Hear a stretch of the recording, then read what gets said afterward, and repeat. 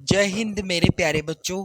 आज के इस नए वीडियो में कक्षा 10 हिंदी काव्य खंड का जो पहला चैप्टर है जिसका नाम है पद और इसके रचयिता हैं सूरदास जी। तो मेरे प्यारे बच्चों, इस चैप्टर के अंतर्गत जितने भी पद हैं सभी पदों की मैं आपको लिखित व्याख्या नोट्स के जरिए प्रोवाइड कराऊंगा। तो चलिए शुरुआत करते हैं। सबसे पहले आप यदि चैनल पर नए हैं तो चैनल को सब्सक्राइब कर लीजिएगा।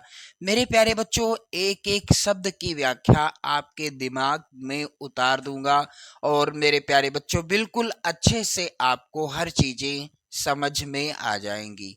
तो चलिए ध्यान दीजिएगा, पहला पद जो कि सबसे ज्यादा इम्पोर्टेंट है और ये पद बोर्ड परीक्षा की दृष्टि से भी सबसे ज्यादा महत्वपूर्ण है। क्या है? चरण कमल बंदो हरि राई। मेरे प्यारे बच्चों, आप लोग ध्यान दीजिएगा। सूरदास जी क्या कहते हैं? सूरदास जी प्रस्तुत पद में श्री कृष्ण की महिमा का वर्णन करते हुए उनकी चरणों की वंदना करते हैं। क्या कहते हैं सूरदास जी? कि चरण कमल बंदो हरि राई। सूरदास जी कहते हैं कि मैं उस भगवान के कमलवत कमल चरण कमल बंदो हरि राई, यानी भगवान श्री कृष्ण के कमलवत चरणों की वंदना करता हूँ। क्यों? क्योंकि जाकी कृपा पंगु गिरि लांघे, अर्थात जिनकी कृपा से, यानी जिन कमलवत चरणों की कृपा से पंगु अर्थात लंगड़ा व्यक्ति पर्वत को लांघ जाता है। अंधे को सब कछु दर्शाई, और अंधे को सब कुछ दिखाई देने लगता है। बहिरो सुने गूंग पुनि बोले, बहिरा व्यक्ति सुनने लगता है और गूंगा व्यक्ति पुनः बोलने लगता है। रंक चले सिर छत्र धराई, और जो रंक यानी जो महादरिद्र व्यक्ति होता है, यदि उसके ऊपर इन कमलवत चरणों की कृपा हो जाए तो वह अपने सर पर यानी सिर पर राज छत्र धारण कर चलने लगता है। सूरदास स्वामी करुणामय बार बार बंदो तेहि पाई। सूरदास जी ऐसे सर्वशक्तिमान करुणामय भगवान श्री कृष्ण के चरणों की बार बार वंदना करते हैं। तो चलिए इसकी लिखित व्याख्या क्या होगी, काव्य सौंदर्य कैसे लिखना है, संदर्भ प्रसंग कैसे लिखना है, सारी चीजें आप लोग यहाँ पर देखेंगे। मेरे प्यारे बच्चों, आप नोट्स जब बनाइएगा या बोर्ड परीक्षा में लिखिएगा तो सबसे पहले क्या करेंगे, पद्यांश के शुरुआत के शब्दों को आप इस तरह से लिख लेंगे और लास्ट के शब्दों को इस तरह से लिख देंगे। इसके बाद संदर्भ लिखा जाएगा। प्रस्तुत पद्यांश हमारी पाठ्य पुस्तक हिंदी के काव्य खंड में संकलित पद शीर्षक पाठ से उद्धृत है और इसके रचयिता सूरदास जी हैं। इस तरह से सूरदास जी के जितने भी पद्यांश हैं इस चैप्टर में सभी का संदर्भ सेम इसी तरह से लिखा जाएगा। अब प्रसंग कैसे लिखना है, तो प्रस्तुत पद में सूरदास जी ने श्री कृष्ण की महिमा का वर्णन करते हुए उनके चरणों की वंदना की है। तो चलिए देख लेते हैं लिखित व्याख्या। चरण कमल बंदो हरि राई। सूरदास जी कहते हैं कि मैं उस भगवान के कमलवत चरणों की वंदना करता हूँ जिसकी कृपा से, जाकी कृपा पंगु गिर लांघे अंधे को सब कछु दर्शाई, जिसकी कृपा से लंगड़ा व्यक्ति भी पहाड़ों को लांघ जाता है, अंधे को सब कुछ दिखलाई पड़ने लगता है, और बहिरो सुने गूंग पुनि बोले रंक चले सिर छत्र धराई। बहरा मनुष्य सब कुछ सुनने लगता है, गूंगा मनुष्य फिर से बोलने लगता है, और महादरिद्र व्यक्ति भी अपने सिर पर राज छत्र धारण कर लेता है। सूरदास स्वामी करुणा में बार बार बंदो तेहि पाई।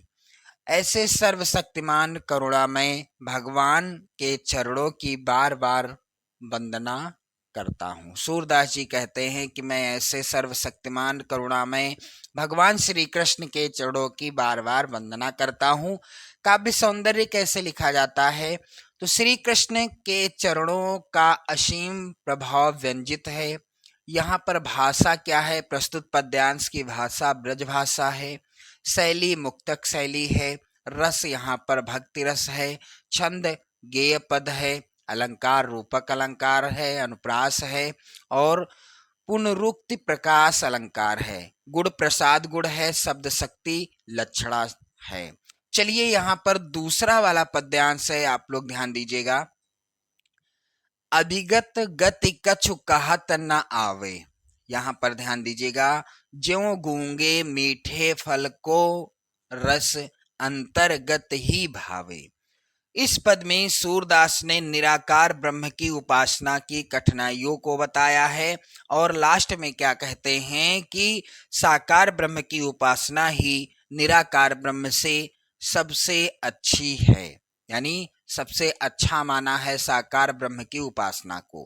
क्यों? क्योंकि सूरदास जी कहते हैं कि अविगत गति कछु कहत न आवे, यानी निराकार ब्रह्म की सत्ता अज्ञात है, शब्दों में उसका वर्णन नहीं किया जा सकता। क्योंकि जिस प्रकार से ज्यों गूंगे मीठे फल को रस अंतर्गत ही भावे, क्योंकि जिस प्रकार से गूंगा व्यक्ति मीठे फल के रस को भीतर ही भीतर प्राप्त करता है, अंतर्गत अर्थात भीतर ही भीतर प्राप्त करता है, और परम स्वाद सब ही सुनिरंतर अमित तोष उपजावे, और उस फल का रस जो उसे प्राप्त होता है उसे परम संतोष भी मिलता है, किंतु क्या करता है? मन बानी को अगम अगोचर सो जाने जो पावे, लेकिन वाणी से उसे व्यक्त नहीं करता, कर नहीं सकता कि किस प्रकार का है, मीठा है, कितना मीठा है, इस प्रकार से वह अपनी वाणी से व्यक्त नहीं कर सकता। क्योंकि मेरे प्यारे बच्चों, उसी प्रकार से निराकार ब्रह्म के स्वरूप को वाणी से व्यक्त करना कठिन है।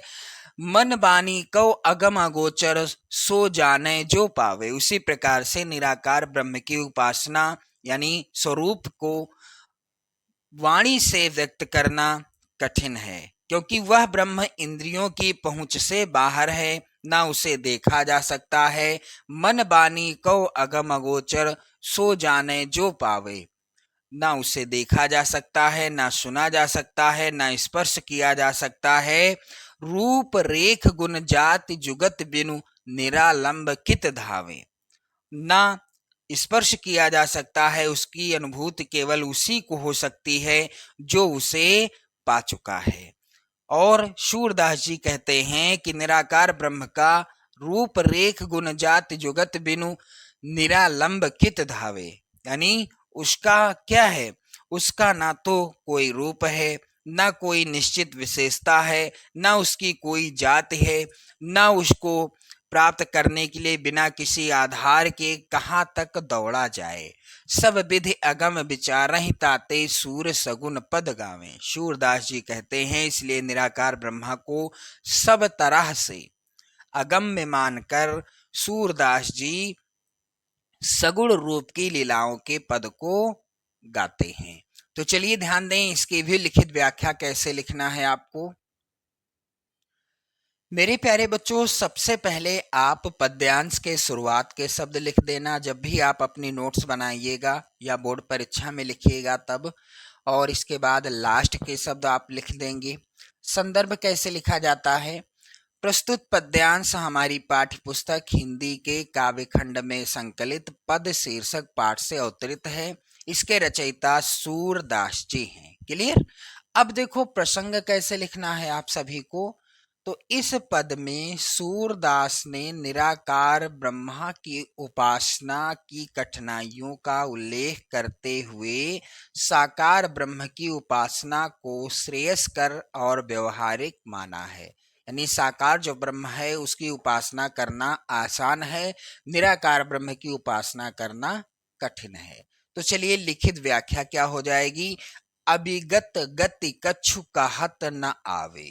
सूरदास जी कहते हैं कि निराकार ब्रह्म की सत्ता अज्ञात है, शब्दों में उसका वर्णन नहीं किया जा सकता है, क्योंकि ज्यों गूंगे मीठे फल को रस अंतर्गत ही भावे, जिस प्रकार से गूंगा व्यक्ति मीठे फल के रस को भीतर ही भीतर प्राप्त करता है। कोई गूंगा व्यक्ति है, यदि उसको मीठा फल दे दिया जाए खाने को, तो वह उस फल को खाएगा, लेकिन उसके स्वाद को आपको बता नहीं सकता, किसी को बता नहीं सकता।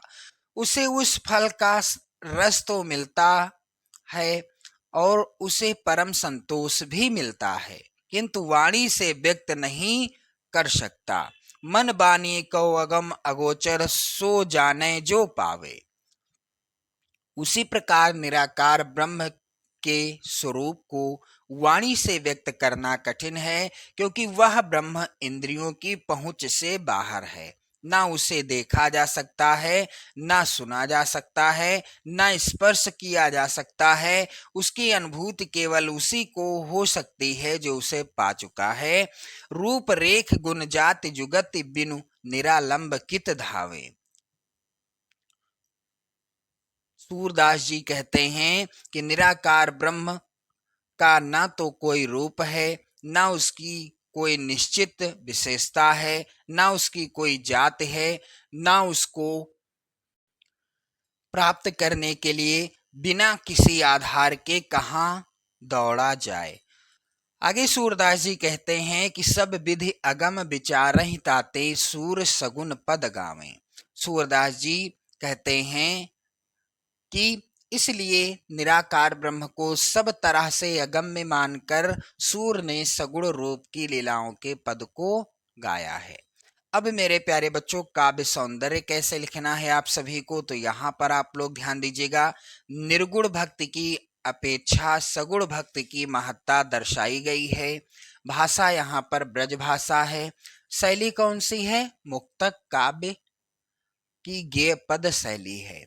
यहाँ पर भक्ति रस है दिए गए पद में, अलंकार अनुप्रास एवं उपमा है। तो मेरे प्यारे बच्चों, इस तरह से आपने देखा पद संख्या 1 और पद संख्या 2 की लिखित व्याख्या संदर्भ प्रसंग सहित। अब इसके बाद आप लोग कमेंट करेंगे तो मैं आपको पद संख्या 3, 4, 5 और इसी तरह से क्रमशः सभी पदों की लिखित व्याख्या का वीडियो प्रोवाइड करा दूंगा, ताकि आप अपनी नोट्स बना सकें और बोर्ड परीक्षा में लिखने का तरीका भी सीख सकेंगे। इसलिए आप लोग वीडियो को शेयर कर देना और चैनल पर नए हों तो सब्सक्राइब भी कर लीजिएगा। जय हिंद।